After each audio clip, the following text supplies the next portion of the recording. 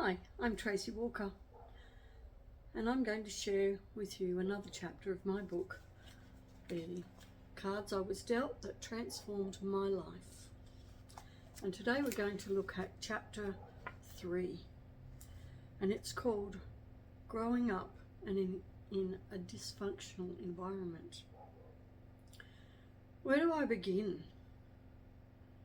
My wild ride started when I first came into this world, born into a family who had already set the course of what was to come.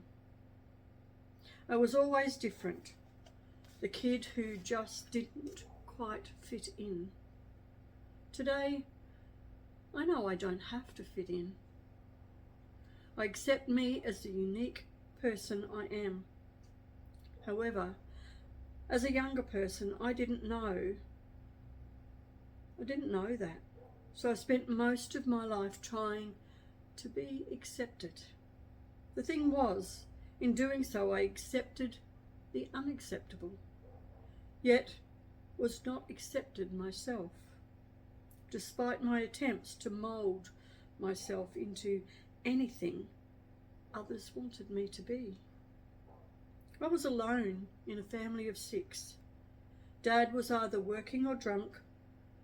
Mum was working, and when she wasn't, she couldn't be a mum because she was always stressed due to Dad's drinking. My 2 much older sisters were off doing their thing. That left me and my younger sister, and we continually locked horns. The baby of the family is often the one who gets mollycoddled. My family was no different in that respect. It didn't matter what happened between the 2 of us. I was always the one blamed for upsetting the baby. I could not win. It didn't matter what I said. She was right and I was wrong. I learned to avoid unnecessary interactions. Even when I was very sick, I still went to school. It was better than being at home alone with my sister, because ultimately we would end up fighting. I'd be in the wrong, of course. Feeling awful at school was a better alternative. And that's saying something, because school wasn't my safe place. It was difficult for me. In my mind, my only option was to keep everyone at a distance and become invisible. If you're invisible, you can't be blamed for anything. If you're a good girl and kept your head low, you wouldn't get in trouble. Who was I kidding? If I died and fell over, someone would tell me I'd fallen the wrong way. That's how I felt. That's just the way it was. My imprint started at a very young age.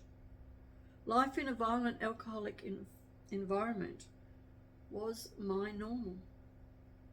I'm not saying it was easy, but I didn't know anything else. Every day was like walking a well-worn road. I knew every turn, knew what was around the corner.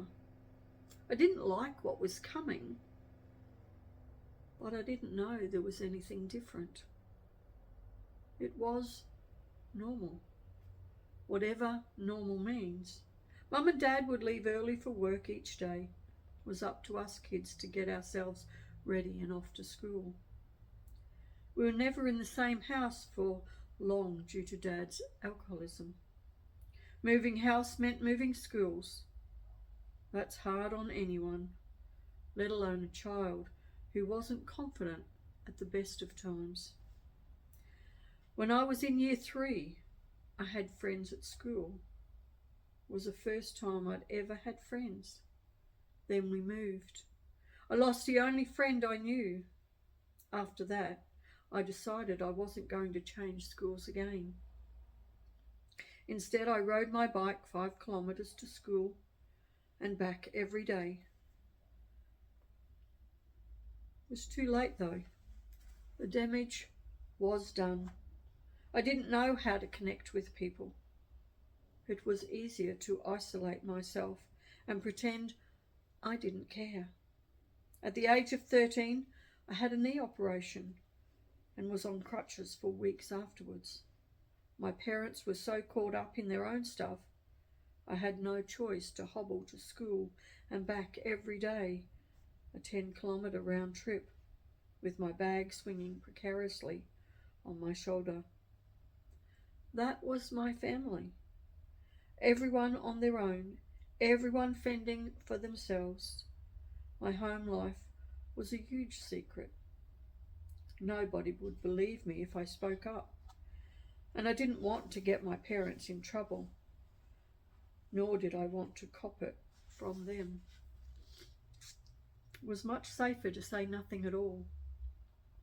It was much safer to continue doing what I'd been doing for years and just wait and hope for things to improve. The only person I could rely on was me. I had no friends. My parents didn't have friends either. None who they'd invite over to our house anyway. There was the occasional relative who'd come and visit. It never ended well. Everyone would be on the booze, and it would end up in a big argument. Dad's day would often start with a largie rather than breakfast. "A beer is like having steak and eggs," he'd say if anyone questioned him. Drinking interfered with everything in our lives. Things would just blow up on a daily basis. We all walked around like the floor was made of eggshells, none of us wanting to upset him and get him to go off. I learned from a young age how to stay out of the firing line. I'd go to my room and shut the door, hoping it would be over soon. Dad's drinking was all-consuming for my mum and us kids. We thought of little else. There was no room in our thinking to consider school or friends. We couldn't bring friends home because we never knew what state he'd be in. Everything revolved around Dad and his precious Forex. In our house, Dad was king. Everyone lived in fear of his moods. He could only hope we were doing the right thing. The claws of alcoholism were deeply rooted in our behaviours and our reactions. That was the way it was. My sister and I saw Dad's drinking as an opportunity to get some pocket money. He stacked all his largies under the house, between the concrete piers. We knew that when the stack got to a certain height, which didn't take long, we could fill the boot of the car and go and cash them in at the bottle shop. Amber liquid ran through his veins. I don't recall him ever being sober. He'd fall asleep on the toilet, and Mum would put a mattress in the doorway so he wouldn't get hurt if he fell. There was only one toilet, so the rest of us had to use a bucket. Every afternoon, if Dad wasn't at home, we knew where he was. Hotel. When it got late, Mum piled us all in the car and off we'd go to pick him up. As Mum drove in stony silence, we sat quiet and still, sliding our hands slowly down behind the seats, feeling for coins, pocket money to spend. We had very important role to play once we arrived at the hotel. We knew the drill. Go and fetch Dad. On the one hand, we were excited because Dad would sit us up at the bar and buy us a double sass. We loved that drink. It was fizzy sarsaparilla with a shot of sarsaparilla cordial. For us, getting this drink was as good as a Christmas coming early. On the other hand, we knew Mum was sitting in the car waiting for all of us to come out with Dad. Waiting, waiting, waiting. Her temperature rising like a thermometer on a hot day. We knew what was coming. We knew the thermometer would explode at some point that night. Dad came out to the car when he was good and ready. Never before. He didn't care. He wasn't worried about the thermometer. Once we got home, it would be on for young and old. No holds barred. It would usually become physical. Us kids would scatter like ants do when you pour a drop of water in their nest. We'd all go to our safe spot. For me, it was my bedroom. We'd listen to the fight and yells and thumps. Mum always came off second best. There was crazy stuff too. The type of things parents don't do. Not that we knew at the time. During the floods, he piled Mum and me and my sister into a truck and drove to work because he forgot to put a lock on one of the pumps. The water was up to the top of the truck tyres. The road was dirt with little timber bridges that we had to cross. We couldn't see the road though. My sister and I were screaming because the water kept getting deeper. The road was so narrow. We wondered how he'd turn the truck around. It was terrifying. But all Dad worried about was getting the lock on the pump. Somehow he eventually turned the truck around and we went back home. He'd often be hungry after he'd spent the afternoon drinking at the hotel and was always rummaging around in the kitchen looking for food. One night he nearly burnt the house down because he'd put a pan on the stove with some oil to cook some chips, but fell asleep.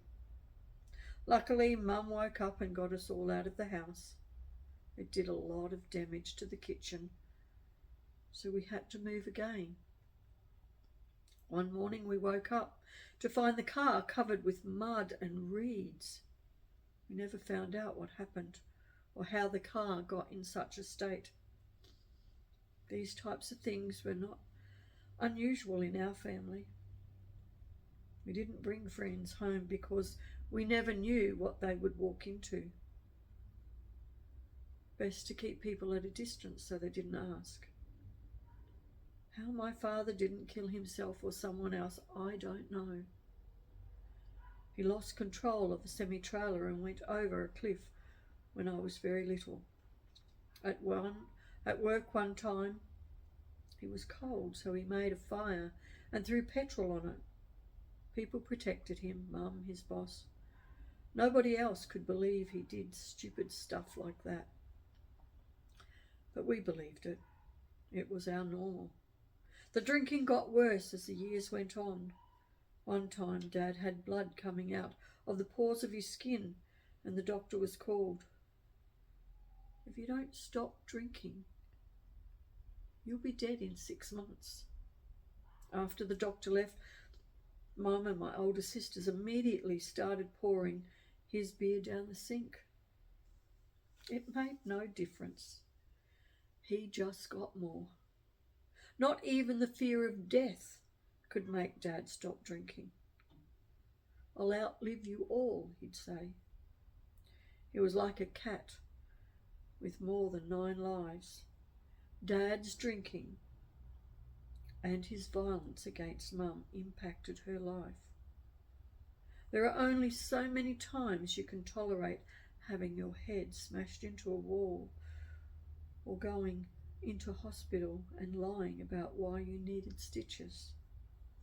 She tried suiciding. We were standing there watching as Dad and our neighbour wrestled with her as they tried to get her into the car. She was kicking and screaming, her arms and legs going everywhere. We were also standing there while Mum had her stomach pumped. All I remember is that she had a really big stomach full of water. What sort of impact does that have on a child? Mum ended up in a psychiatric ward. Visiting her was scary. Her ward was full of really strange people, all talking to themselves. Mum was there, but it wasn't Mum.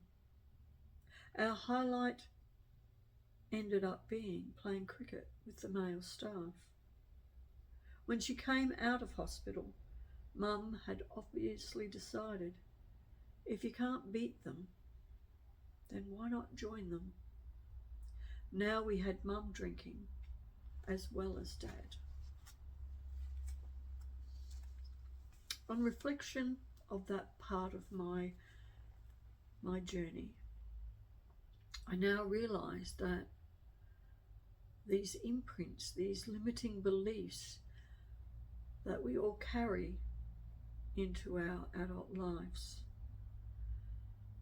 and how they are created without being aware of them. And with what I know now, I have met people that have lived in exactly the same household, but the way they see it can be entirely different. And it's those childhood imprints, those perceptions of that little person that have the biggest imprint on our adult choices and the way we see the world.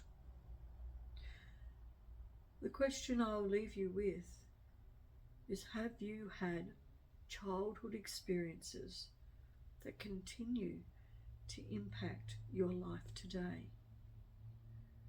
And before you say no, stop and pause